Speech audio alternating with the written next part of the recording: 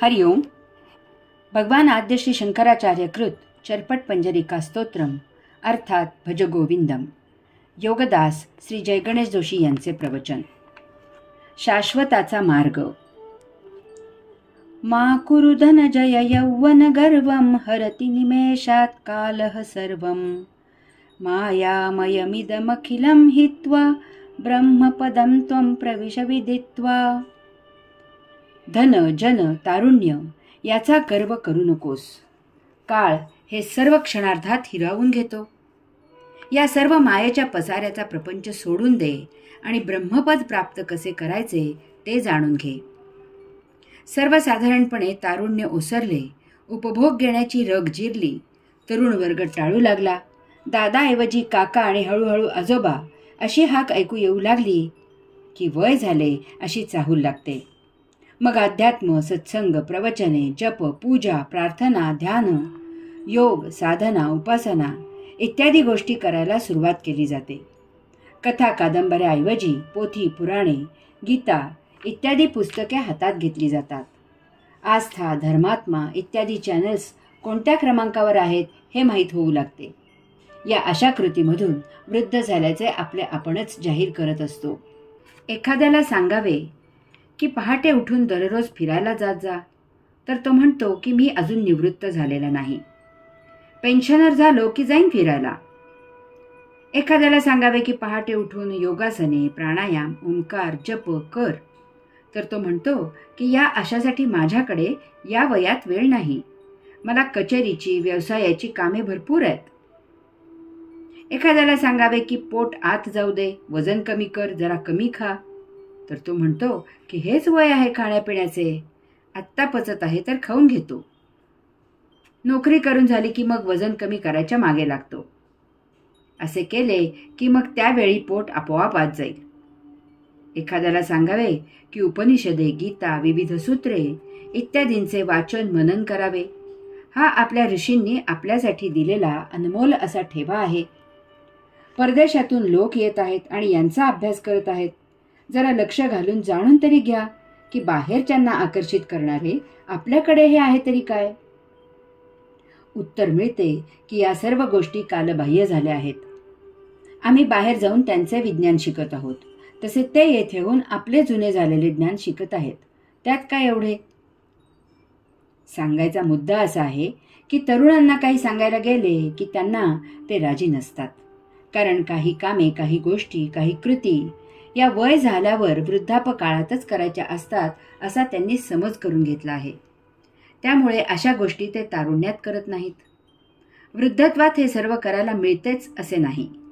एक तर वय झाल्यामुळे ताकद नसते, म्हातारपणामुळे दुसऱ्यावर अवलंबून राहावे लागते आणि मृत्यूही पाठीशी येऊन उभा असतो.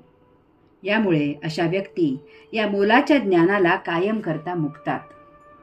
त्या ज्ञानाचे जीवनात जे दूरगामी फायदे असतात त्यासाठी हा जन्म वाया जातो. भगवान आद्य श्री शंकराचार्य या स्तोत्रांमध्ये विशेष करून तरुण वर्गाला फार योग्य वेळी, ती वेळ निघून जाण्याआधीच उपदेश करत आहेत. उमेदीचे वय असलेल्यांना ते सांगत आहेत की हीच ती योग्य वेळ आहे जागे व्हायची. आता दुर्लक्ष केलेत तर पुढे उतार वयात हळहळावे लागते आणि त्यावेळी त्याचा काही उपयोग होत नाही. भगवान आद्य श्री शंकराचार्य तरुणांना सांगत आहेत की धनाचा गर्व करू नकोस. वास्तवात धनाचा गर्व करू नये हा उपदेश तर धनिकांना केला जातो. येथे भगवान आद्य श्री शंकराचार्य हा उपदेश तरुण वर्गाला, की जे आत्ता कोठे धनसंपत्ती मिळवू लागले आहेत, आत्ता कोठे स्वकमाई करू लागले आहेत, नुकतेच पैसे मिळवू लागले आहेत, अजून ते धनवान झालेले नाहीत, अशांना करत आहेत. हीच तर या स्तोत्रातली मोठी मोलाची गोष्ट आहे आणि हे भगवान आद्य श्री शंकराचार्यच करू जाणे. नवीनच पैसे मिळवू लागलेल्यांची काही वैशिष्ट्ये आहेत. त्यांचा काही विशेष स्वभाव आहे. त्यांच्यात काही अनोखी, वेडी, बेलगाम वृत्ती जोम धरत असते. स्वकमाई करू लागल्यावर त्या पैशांच्या खर्चाचा स्वतःला प्रथमच अधिकार मिळालेला असतो. मागील पिढीला अनावश्यक वाटत असलेल्या अनेक गोष्टी आकृष्ट करत असतात. खरेदी महाराज होऊन त्या जोशात धूमधडाक्याने खरेदी केली जाते. खाण्यापिण्याची हौस भागवली जाते. भटकण्याची हौस पुरवली जाते. यात गरज यापेक्षा आराम आणि त्याहूनही चैनीला जरा जास्तच महत्त्व दिले जाते. मागील पिढीच्या दृष्टीने जरा बेलगाम वर्तन केले जाते.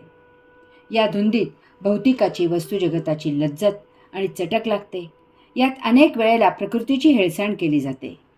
एखाद्या वेळेस एखादा आजार रोग कायम करता प्रकृतीवर स्वार होतो. यात सर्वात महत्त्वाचे असे की तोपर्यंत पुढील पिढी जन्माला आलेली असते. त्यांच्यासमोर नको तो आदर्श ठेवला जात आहे त्याचेही भान त्या तारुण्याच्या ऐन धुमश्चक्रीत लक्षात येत नाही. लक्ष्मी महाचंचल आहे. ती केव्हा रुसून निघून जाईल याचा काहीही नियम नाही. तिला बेताबेतानेच वापरावी लागते. क्षणार्धात होत्याचे नव्हते होते. वृद्धापकाळाकरता वेळीच सोय करावी लागते. त्यावेळी स्वपुत्रांचाही भरवसा नसतो. अनेक वेळा पैशाची मस्ती येते, अहंकार निर्माण होतो. त्या उन्मादात नको ते केले जाते. भगवान आद्यश शंकराचार्य तरुणांना दुसरा उपदेश करत आहेत की जनसंग्रहाचा गर्व करू नकोस. ऐन तारुण्यात समवयस्की तरुण एकत्र येतात. सळसळते रक्त असते. त्यामुळे असे एकत्र आलेले तरुण अनेक उपक्रम सुरू करतात. यात एखादा व्यवसाय सुरू करणे, सार्वजनिक संस्था स्थापन करणे, भ्रमण मंडळ सुरू करणे, गप्पाष्टक मंडळ काढणे इत्यादीपासून राजकीय संस्था काढण्यापर्यंत काहीही असू शकते. अशा वेळी अनेक वेळा आपल्या वैयक्तिक व्यवसायात नोकरीत आपले दुर्लक्ष होते. ते न परवडणारे असते. अनेक वेळा व्यवसाय असेल तर त्याचे दिवाळे निघते, नोकरीवर गदा येते. अशा वेळी ते मंडळ मदत करत नाही. जो तो आपापले पाहतो. तसेच सर्वच तरुण असल्यामुळे तेथे सांगणारे असतात, ऐकणारे नसतात. यात वादविवाद होतात. ते विकोपाला जातात. अशा वेळी तेथे जरा सबुरीने घ्या असे सांगणारा बुजुर्ग नसतो. कायम करता शत्रुत्व निर्माण होते. हे न परवडणारे असते. यात शारीरिक आणि मानसिक त्रास होतो. हे सर्व तरुण मंडळ यथा कालावधी वृद्ध होते. त्यावेळी ती स्थापन केलेली संस्था चालवणे शक्य होत नाही.